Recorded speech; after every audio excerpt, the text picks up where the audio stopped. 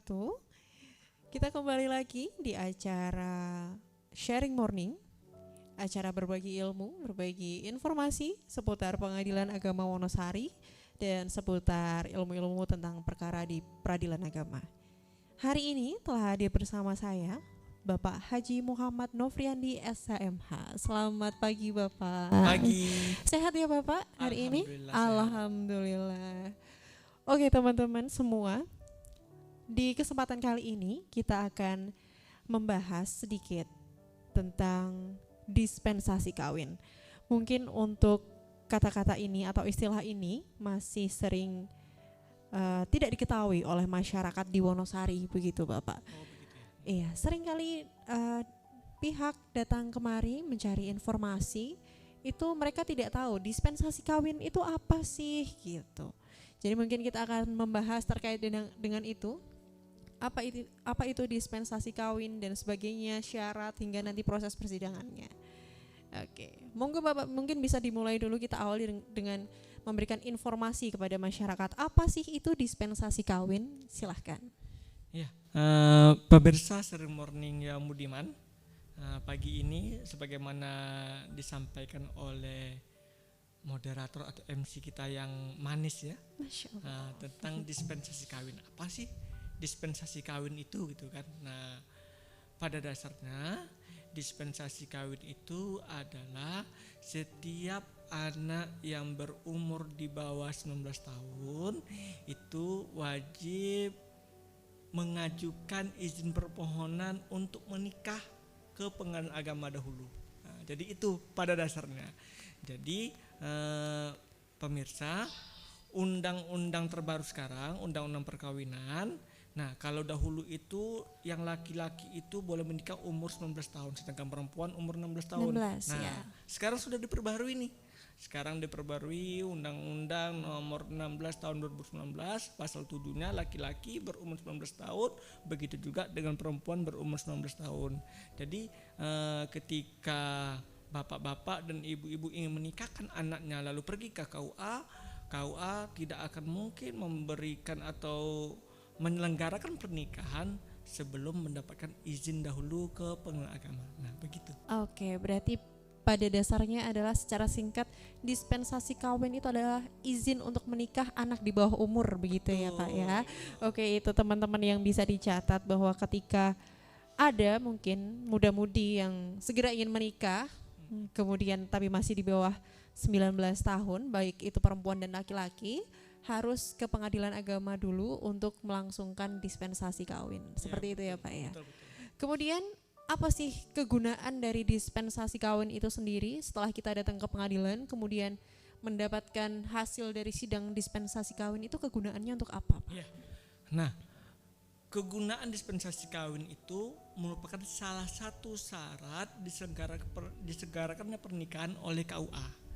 Jadi KUA tidak akan mau menyelenggarakan pernikahan sebelum ada penetapan dari pengadilan agama tentang dikabulkannya permohonan dispensasi kawin. Nah, itu kegunaannya. Jadi tanpa itu tidak ada jalan untuk menikah secara resmi. Oke. Bagi yang masih di bawah umur. Ingat ya, yang di bawah umurnya di bawah 19 tahun. Oke, berarti setelah datang ke pengadilan agama kemudian mendapatkan hasil dispensasi kawin itu baru nanti kemudian ke KUA. Baru ke KUA, dan itu merupakan salah satu syarat, bukan satu-satunya Syarat ya. wajib ya Pak ya. Syarat wajib artinya apabila syarat-syarat lain yang diharuskan atau yang harus dipenuhi oleh calon yang disyaratkan oleh KUA itu harus dipenuhi. Betul. Berarti hanya salah satu syarat saja. Hanya salah satu syarat. Yang tetap wajib harus dicari ke pengadilan agama, seperti itu. Oke, kemudian sebagai salah satu dari kewenangan kita memang terkait dispensasi kawin itu, apa yang harus diperhatikan oleh masyarakat ketika mereka ingin mengajukan perkara dispensasi kawin ke pengadilan agama, seperti syaratnya atau hal-hal yang harus diperhatikan, begitu Pak? Ya. Yang pertama sudah barang tentu adanya penolakan dari KUA. Oke. Ada surat penolakan dari KUA. Kemudian yang kedua ada rekomendasi dari perlindungan anak dan perempuan. Nah, nanti di situ rekomendasinya ditulis apakah calon pengantin ini sudah matang secara psikologisnya, kemudian juga secara fisiknya, bahkan secara ekonominya. Kemudian juga ada surat keterangan dari puskesmas atau dari dokter rumah sakit, boleh. Nah, surat keterangan ini menerangkan bahwa calon pengantin ini sehat, sehat. Kemudian amit-amit jabang bayi. Ada juga surat keterangan yang menyatakan bahwa calon pengantin perempuan ini telah hamil. Jangan sampai ya pemirsa ya kalau yang ini. Nah, itu salah satunya. Kemudian syarat-syarat lainnya tentu ada KTP bagi yang sudah berumur 17 tahun ke atas, kemudian yang harus lagi adanya akta kelahiran, kemudian juga ada ijazah. Ijazah ini gunanya untuk menunjukkan sejauh mana pendidikan yang telah ditempuh oleh calon pengantin. Ya, itu ya Pak ya. Mungkin kalau misalkan teman-teman pemirsa Pengadilan Agama, penonton YouTube Pengadilan Agama Wonosari, mungkin terlalu cepat kita dalam membahas ini dan mungkin butuh informasi tentang syarat dispensasi kawin, teman-teman bisa kunjungi website Pengadilan Agama Wonosari di www.pawonosari.go.id. Nanti di sana ada menu layanan hukum, kemudian pilih yang syarat administrasi berperkara. Nanti teman-teman semua baik itu syarat dispensasi kawin atau yang lainnya akan tertera secara jelas di sana. Begitu ya Pak ya. Betul untuk sekali. Syarat-syarat seperti itu. Kemudian tidak jarang ditemui bahwa pihak datang kemari itu tidak hanya satu calon manten yang kurang umur Pak. Kadang dua-duanya kurang umur, masih sama-sama 17 tahun atau dalam umur lainnya. Kemudian kalau misalkan kedua calon pengantin ini kurang umur, apakah bisa dijadikan dalam satu perkara atau harus dipisah? Kemudian apabila salah satunya mungkin domisilinya itu tidak ada di Wonosari, jadi keduanya kurang umur tapi salah satu pihaknya di sini dan salah satu pihaknya di daerah luar Gunung Kidul, itu bagaimana Pak untuk pendaftaran perkaranya? Ya, alhamdulillah sekarang sudah dibolehkan apabila masing-masing calon pengantin di bawah umur, kedua orang tua dari masing-masing calon pengantin boleh mengajukan permohonan dalam satu permohonan. Jadi biayanya lebih irit.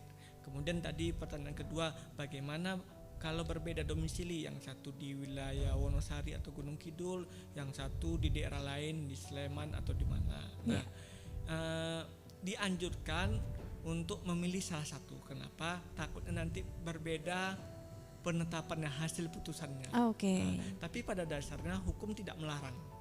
Tidak melarang, boleh mengajukan salah satunya di sini dan boleh juga mengajukan tempat lain pasangan yang lain. Nanti itu tidak dilarang. Namun untuk lebih baiknya supaya nanti kepastian hukumnya lebih terjamin, diajukan dipilih salah satunya. Nah, bisa kok dengan cara apa? Dengan cara menggunakan surat keterangan domisili. Jadi misalkan ada yang dari Sleman, yang laki-laki dari Sleman, perempuannya di sini. Nanti yang dari Sleman ke sini ke Pengadilan Agama Wonosari bersama dengan calon pengantin putrinya. Kemudian dua-duanya didaftarkan di sini. Begitu ya Pak ya. Itu termasuk mempermudah juga dan menghindari adanya perbedaan penetapan dari dua pengadilan yang berbeda. Itu yang harus diperhatikan ternyata teman-teman. Misalkan dua pihaknya itu kurang umur, sekarang sudah diperbolehkan untuk mendaftarkan dalam satu perkara. Lebih mudah, lebih cepat, lebih murah. Sepertinya seperti itu ya Pak ya, mempermudah pihak. Kemudian setelah pendaftaran selesai, semua syarat sudah dikumpulkan, perkaranya sudah terdaftar.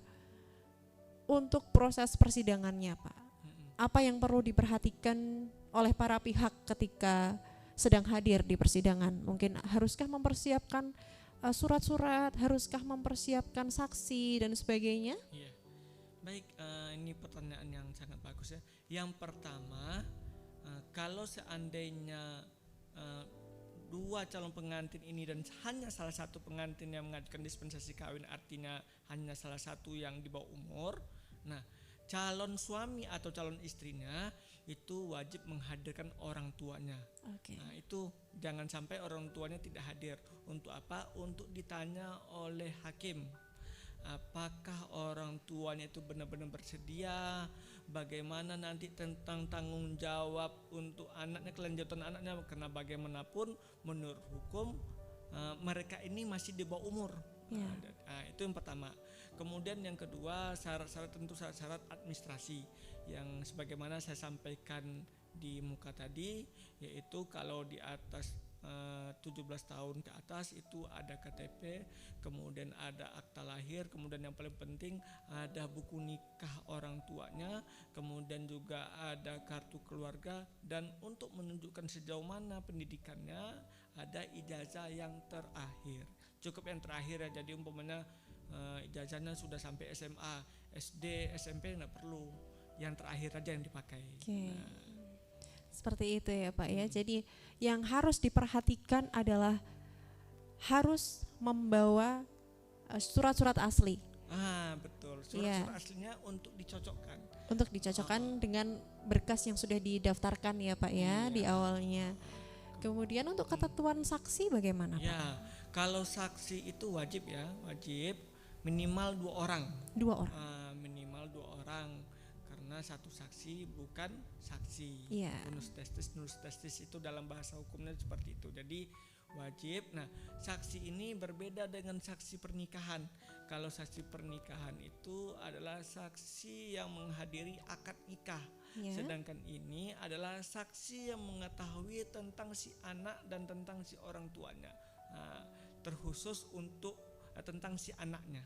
Jadi harus digarisbawahi itu, bukan saksi untuk menyaksikan persidangan, tapi saksi yang mengetahui tentang si anak calon pengantin yang di bawah umur ini. Oke. Kemudian jika perkaranya seperti tadi, dua-duanya kurang umur. Ya. Dua-duanya berperkara, apakah masing-masing pihak membawa 2 orang saksi atau cukup dari perempuan 1, laki-laki 1? Iya. Pada dasarnya minimal itu 2 orang. Jadi dibolehkan apabila masing-masing cukup 2 orang saksi itu dibolehkan. Karena dihitungnya tuh bukan per pengantinnya tapi per perkaranya. Baik. Tapi lebih dari itu 4 atau 6 dibolehkan. Pun dipersilahkan ya Pak ya. Oke. Kemudian sering kali terjadi di sini sudah terdaftar perkaranya. Tapi ternyata ketika waktu persidangan, si ayah atau ibu dari calon pengantin ini ada di luar daerah, Pak. Misalkan di Kalimantan. Kemudian beliau terkendala dana atau ekonomi untuk datang ke sini. Apakah persidangan itu akan tetap berlangsung atau bisa si ayah ini menuju ke pengadilan agama terdekat untuk mengikuti Zoom atau sebagainya mungkin? Ya, alhamdulillah kabar gembiranya sekarang ini Mahkamah Agung sudah memfasilitasi ya bagi salah satu pihak yang berada di luar daerah itu tidak perlu repot-repot ke pengadilan tempat pendaftaran, cukup ke pengadilan terdekat saja. Nanti bilang mau bersidang jarak jauh, telekonferensi setelah itu kalau bahasa Wonosarinya. Nanti di sana akan dibuka persidangannya seperti persidangan biasa. Jadi persidangannya tetap di pengadilan, nggak bisa lewat Viko, nggak bisa ya, tetap di pengadilan di daerah domisilinya.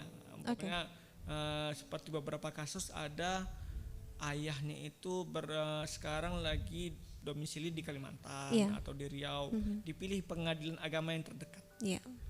Oke. Mundur kembali Pak, mungkin ini sedikit pertanyaan yang mengganjal juga di saya. Ketika dari awal pendaftaran, jika ayah kandungnya itu berada di luar pulau misalkan, itu nanti pendaftarannya apakah bisa hanya ibunya saja? Seperti itu yang tertera di permohonan hanya ibunya saja, apakah bisa? Iya, jadi hukum itu sebenarnya tidak mempersulit. Dibolehkan nanti ayahnya memberikan kuasa kepada ibunya. Baik. Kuasa insidentil namanya. Kuasa insidentil. Nah, baru-baru ini ada perkara seperti itu, ya yang berhalangan adalah ibunya. Oke. Ibunya memberikan kuasa insidentil kepada ayahnya, itu dibolehkan. Oke, berarti tidak usah khawatir buat teman-teman yang mungkin mau mengajukan dispensasi kawin tapi ayah atau ibunya sedang berada di luar kota untuk bekerja, mungkin ada pilihan opsi surat kuasa insidentil ya Pak ya, Ya, betul. namanya, sehingga nanti untuk proses pendaftaran hingga persidangan apabila hanya ada salah satu wali saja, orang tua saja yang hadir, itu tidak masalah ya Pak Tidak ya. masalah. Kemudian pertanyaan terakhir Pak, apakah selalu pendaftaran dispensasi kawin ini akan selalu dikabulkan? Nah, kalau yang ini hakim itu memutuskan perkara itu ada pertimbangannya. Oke. Ada pertimbangan, jadi tidak seperti membuat KTP cuman selembar gitu, minimal itu kan ada pertimbangannya, ya ada sekitar 10 halaman 14 halaman. Nah, nanti dipertimbangkan, yang nomor 1 dipertimbangkan adalah untuk kebaikan si anak. Oke. Untuk kebaikan, kata kuncinya itu untuk kebaikan si anak. Nah, nanti dilihat juga apakah anak ini dalam keinginannya untuk menikah itu dipaksa atau tidak. Oke. Kemudian bagaimana dengan pendidikannya, kemudian bagaimana dengan ekonominya, kemudian bagaimana dengan psikisnya, bagaimana dengan jasmaninya. Nanti itu dipertimbangkan semua. Apabila menurut hakim hal-hal tersebut dimungkinkan untuk dikabulkan, maka dikabulkan. Tetapi apabila hal-hal yang tersebut tidak dimungkinkan untuk dikabulkan, maka itu tidak akan dikabulkan. Jadi hakim itu melihat mana maslahatnya yang lebih besar, ditimbang. Oke. Ternyata banyak ya Pak ya hal-hal yang harus diperhatikan terkait dispensasi kawin Iya, ini. betul. Tapi kalau bisa nih ya Pak ya, kalau bisa sih tidak perlu pakai dispensasi kawin ya Pak ya. Iya, ditunggu aja dulu. Ditunggu dulu sampai usianya cukup supaya matang dengan alami ya Pak ya. Iya. Karena tetap sebagai pemerintah ASN ya Pak, kita kan tetap harus mendukung untuk mencegah pernikahan di bawah dini. Iya. Seperti itu, karena ditakutkan ada ketidaksiapan mental, ekonomi Betul. dan sebagainya. Bahkan termasuk organ reproduksinya pun Ya, belum siap juga. betul. Nah itu tadi teman-teman untuk kesempatan kali ini tentang pengertian dispensasi kawin, kegunaan dispensasi kawin, syarat, dan tentang tata cara peradilan sudah kita jelaskan, sudah kita paparkan pada pagi ini oleh Bapak Muhammad Nofriandi. Semoga informasi-informasi yang sudah kita sampaikan dapat membantu dan mencerahkan teman-teman penonton semua dan menjawab pertanyaan dari teman-teman yang menanyakan tentang dispensasi kawin dan sebagainya.